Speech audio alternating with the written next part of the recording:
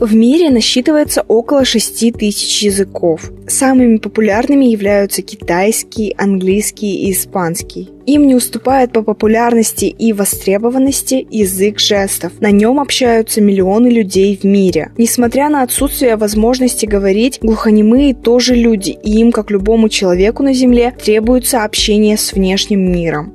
Язык жестов отличается своей универсальностью, а сурдопереводчик является специалистом по переводу устной речи на язык жестов и наоборот. Люди этой профессии помогают людям с инвалидностью по слуху найти точки соприкосновения с обществом. Сурдопереводчики сопровождают своих клиентов во время визитов к врачу, юристу, на собеседование с работодателем, переводят телефонные разговоры, радио и телевизионные передачи, ведут синхронный перевод лекций, выступлений и семинаров. На предприятиях, где работают люди с проблемами слуха, сурдопереводчик помогает решать вопросы, связанные с техническим процессом, переводит инструктаж. Профессия сурдопереводчика – это как посредник между слышащим миром, да, и неслышащим. Неслышащие на жестовом языке говорят какую-то информацию, да, и мы переносим в устной форме слышащим. То есть общение между ними мы помогаем донести. Есть такие студенты, вот у нас, например, в техникуме интерната, да, глухие и слабослышащие пришли в группу, где учатся слышащие, и слышащие замечают, что это жесты, какие-то интересные языки, это что-то для них новое, необычное. И они тоже как бы начинают интересоваться, и любой желающий может обучаться.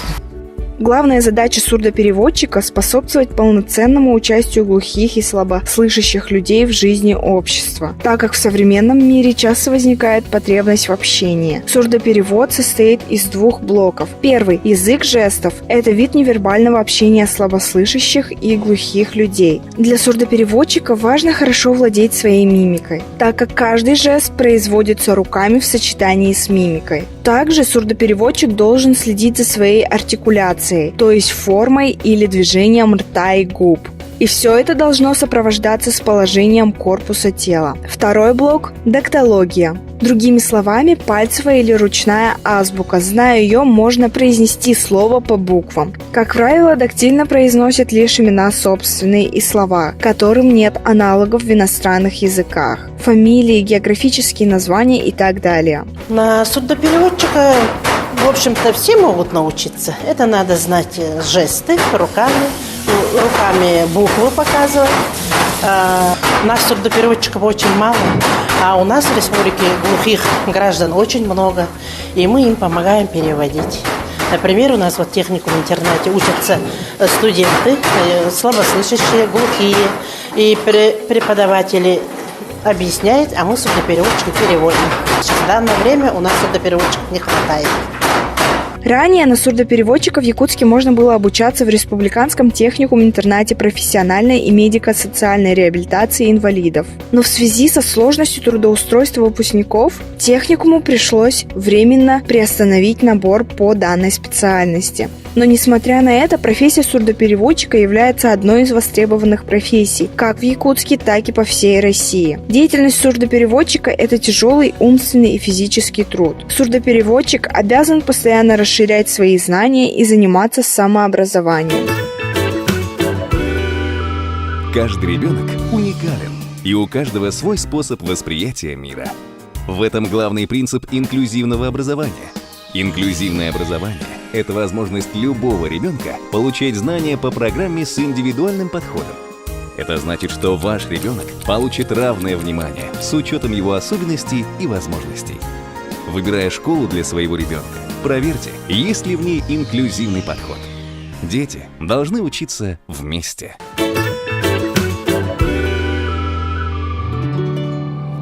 Все мы выросли на играх.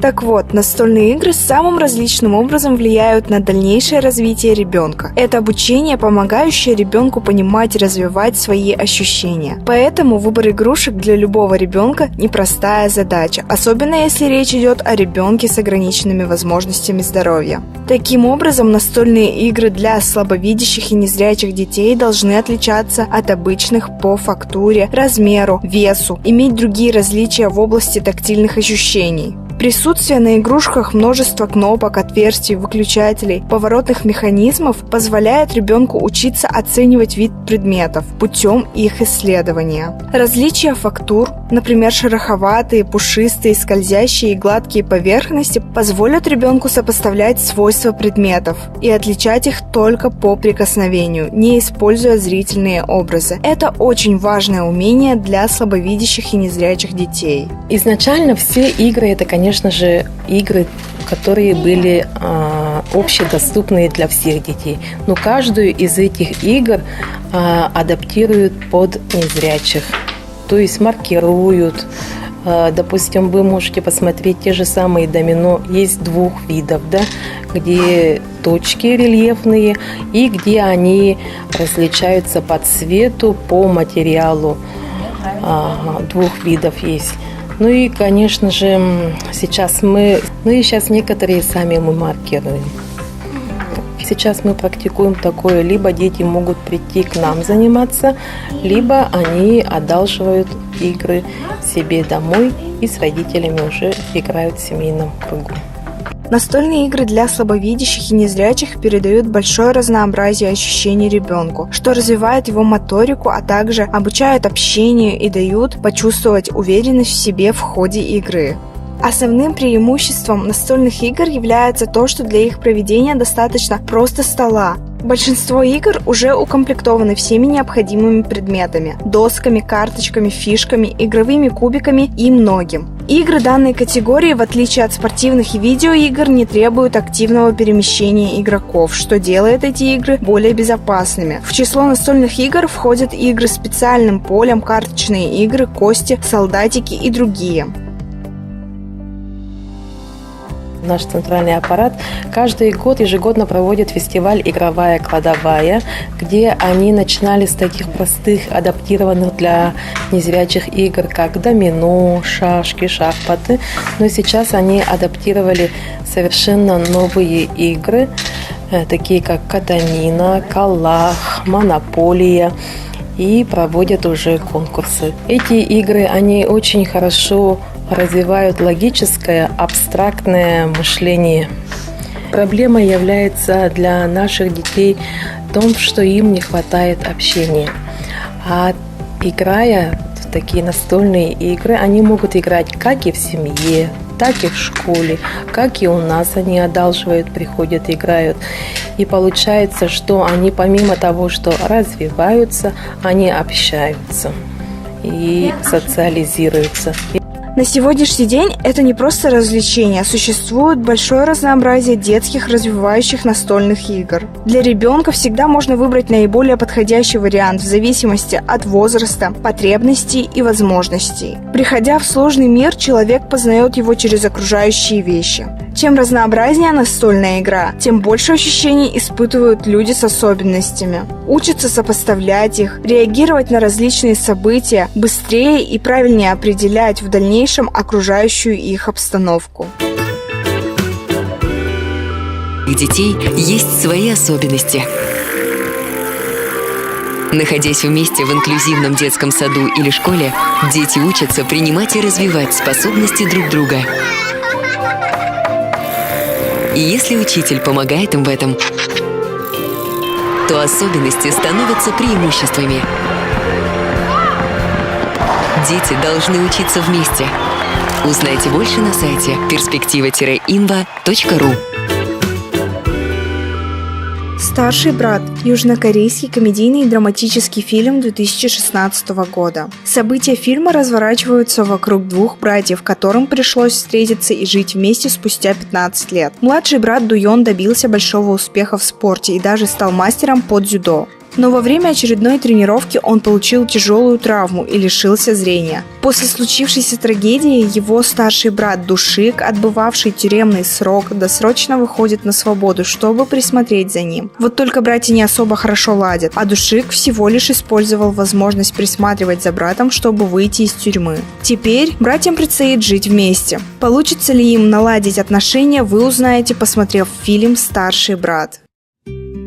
Фильм «Что гложет Гилберта Грейпа» является экранизацией одноименного романа Питера Хейджеса. Гилберт Грейп живет в крошечном городке в штате Айова с мамой, 2 сестрами и братом, страдающим слабоумием по имени Арни. Гилберт работает в маленьком продуктовом магазинчике, встречается с замужней женщиной, присматривает за Арни, который, по словам врачей, может умереть в любую секунду, и за ним нужен глаз да глаз. Гилберту также приходится заботиться о своей семье, и он уже потерял абсолютно любую перспективу на будущее, живя в такой глуши. Единственное развлечение для братьев – это наблюдать за тем, как раз в год по дороге мимо их городка проезжает караван трейлеров.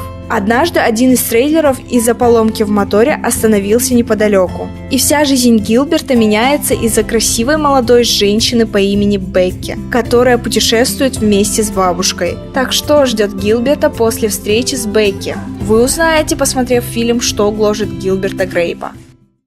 Полночное солнце.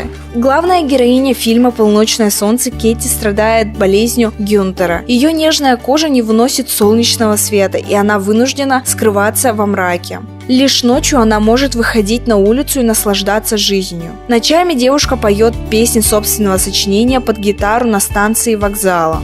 Однажды в полночь Кэти знакомится со своим соседом Чарли, которого тайно любила на протяжении нескольких лет. Парень, который даже не знал о ее существовании, влюбляется в девушку с первого взгляда. Внезапная любовь яркой вспышкой озаряет жизнь Кэти. О чем еще может мечтать 17-летняя девушка-подросток? Кэти получает то, чего так долго хотела, но на пути к полному счастью возникает слишком много преград.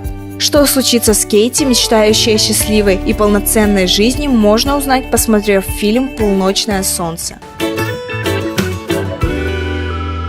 Все дети имеют одинаковые права, независимо от цвета кожи, пола, возраста, особенностей или религии.